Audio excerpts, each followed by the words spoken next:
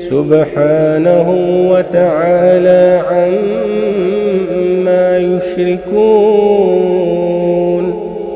ظهر الفساد في البر والبحر بما كسبت